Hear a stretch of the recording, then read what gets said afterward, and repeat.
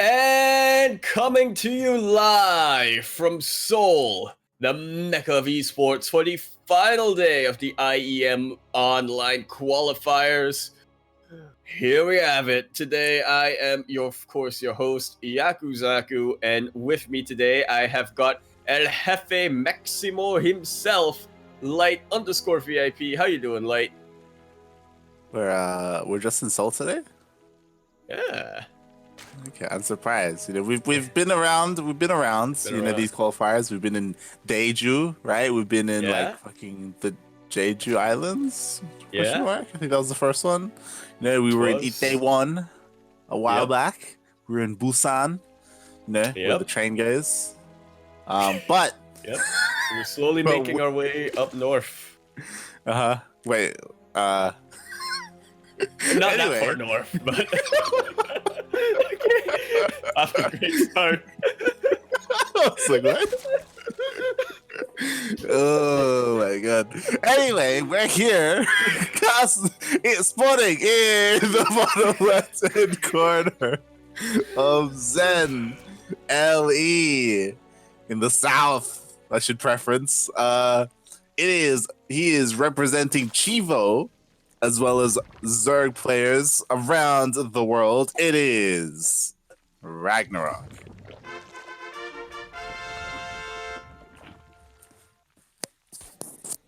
And in the top right-hand corner of the map, spawning in the top right-hand corner of the map, up here in the north, we have the Red Protoss.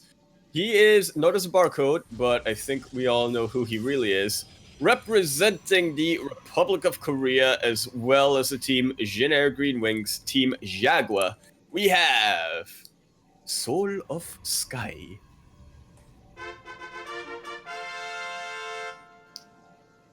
It's SOS. I like how you wanted to just move forward from that. So you said, nope, I'm getting Ragnarok, I'm introing the players. Moving on. Okay, you can't dwell on that for too long, right?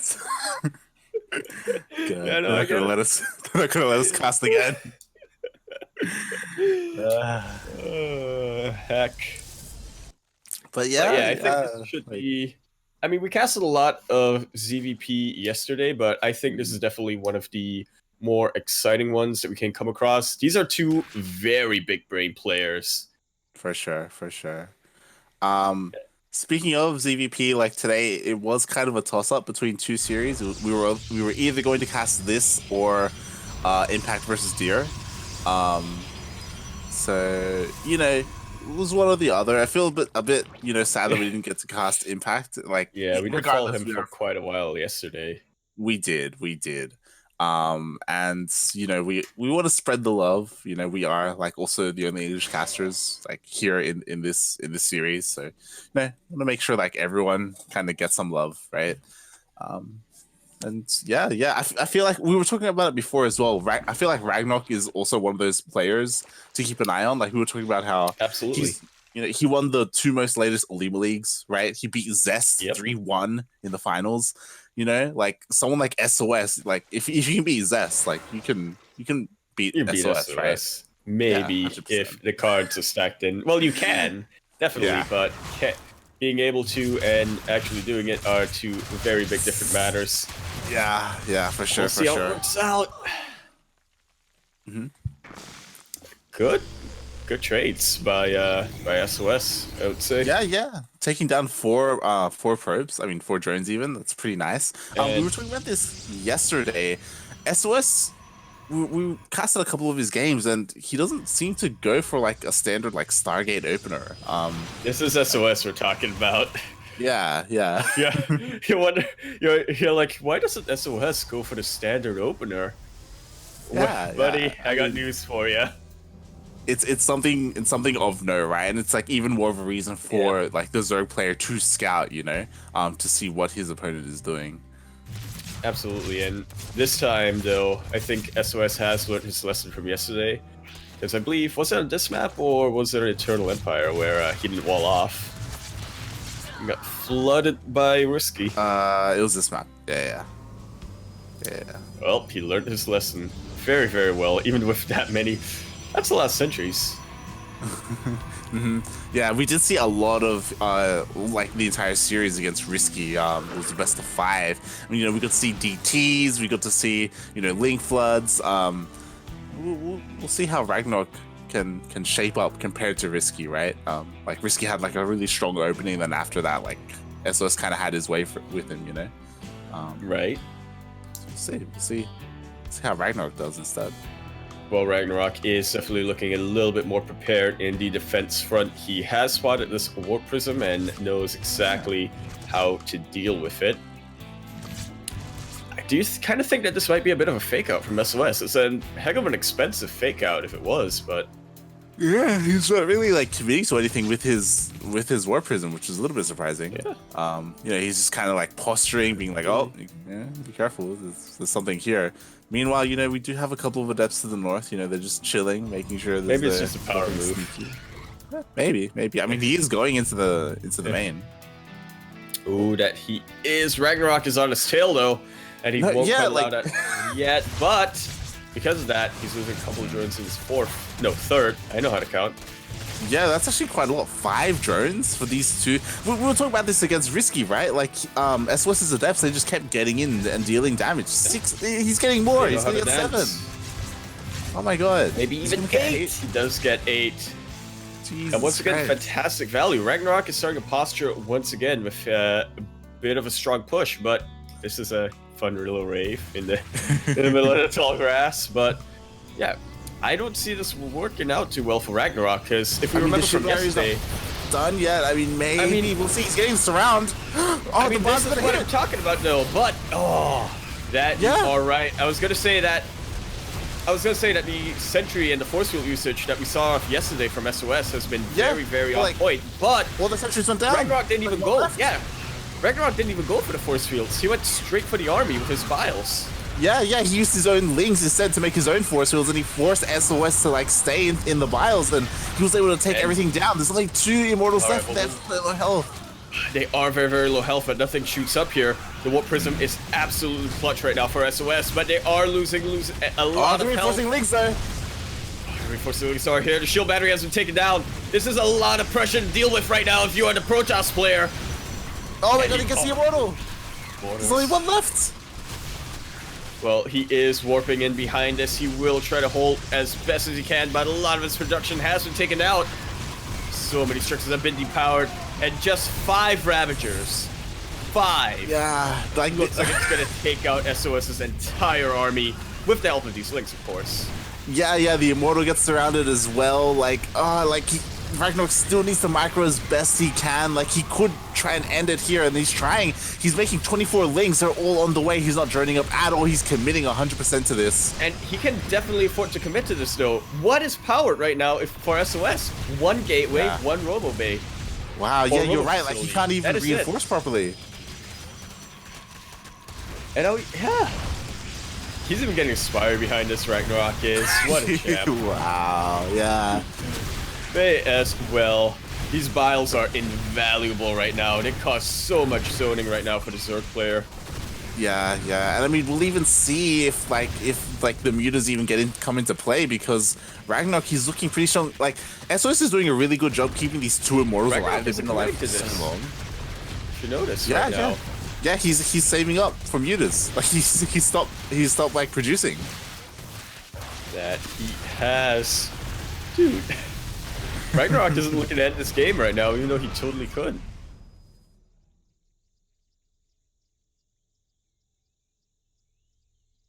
Force Field Master. I mean, he's like planning to end it with mutas, I imagine. Like, he's banked up like 1k minerals, 1k gas. Like, he's gonna just make nothing but mutas, and there's only gonna be sentries that shoot up. He's banked up 1k minerals and 1k gas. What a scrub who can't macro, am I right? Nope, that's 11 mutas on the way. Yeah. Oh, and he warps in the depths as well. So again, like, the ant here just isn't here for SOS. We'll see, because that's a lot of sentries. They do out DPS stalkers, don't they? True. They can all activate their guardian shields. Yeah, they can Haluk some Colossus. Some Void Race, right, this is it. This is the last stand for That's SOS. fine. This is the last stand, but so many battles do connect with the sentries themselves. Yeah. A lot of the Immortals are alive, but there's And they're all going down. The anti-air. Ragnarok being very, very respectful of these sentries, and it will pay off for him. There is nothing left here for SOS, and GG is called. Ragnarok showing that if you can beat Zest, you can beat SOS. Yeah, like that was not over.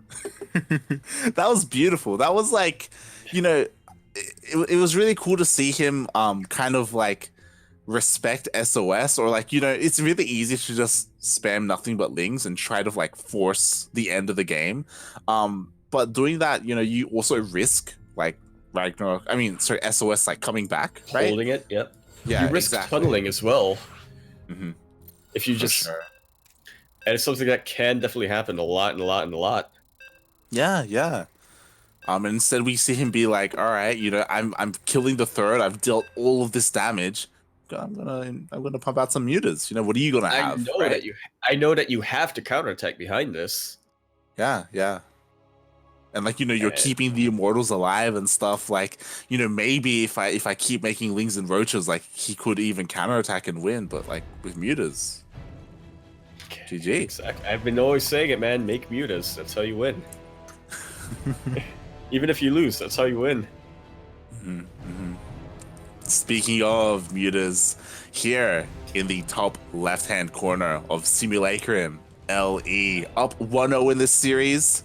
It is the blue Zerg player representing Chivo. It is Ragnarok.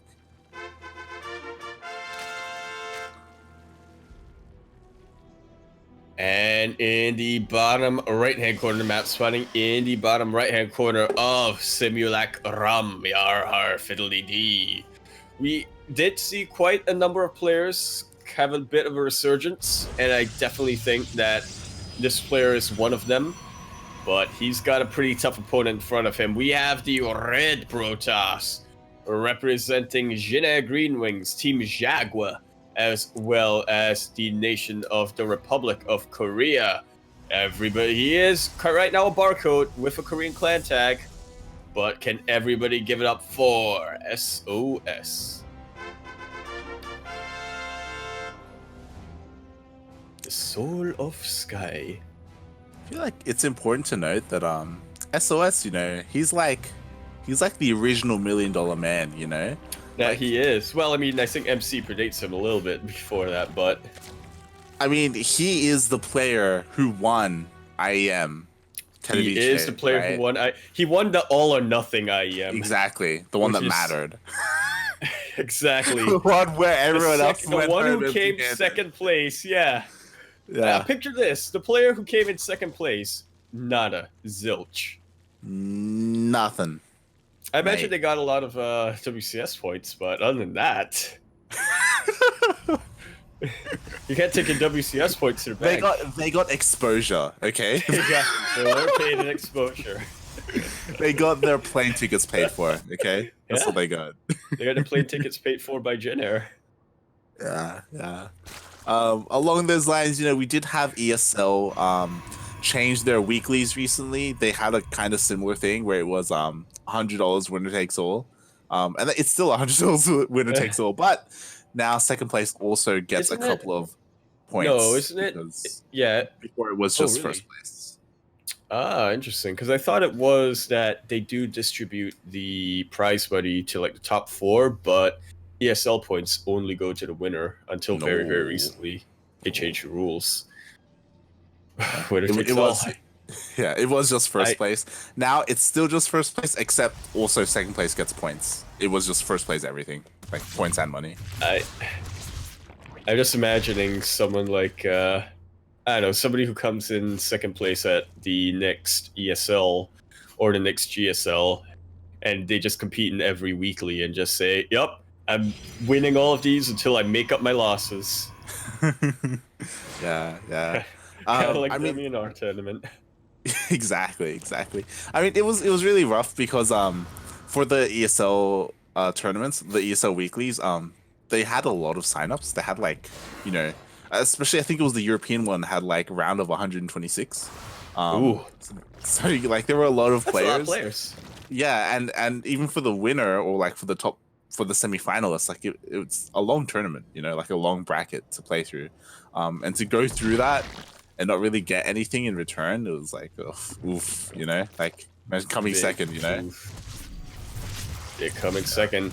SOS now, you were saying it earlier, like how SOS doesn't go for a Oh standard my god, Stargate. he missed it!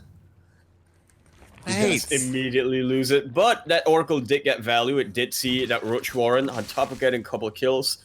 Of course, it's always better to get the Oracle or keep the Oracle alive rather than not, but that Oracle could have died with nothing.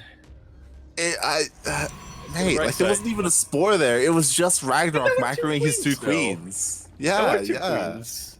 Exactly. It was only 2 queens. Like that's what I'm saying. You say only 2 queens, but in the hands of someone like Ragnarok, they are very, very deadly.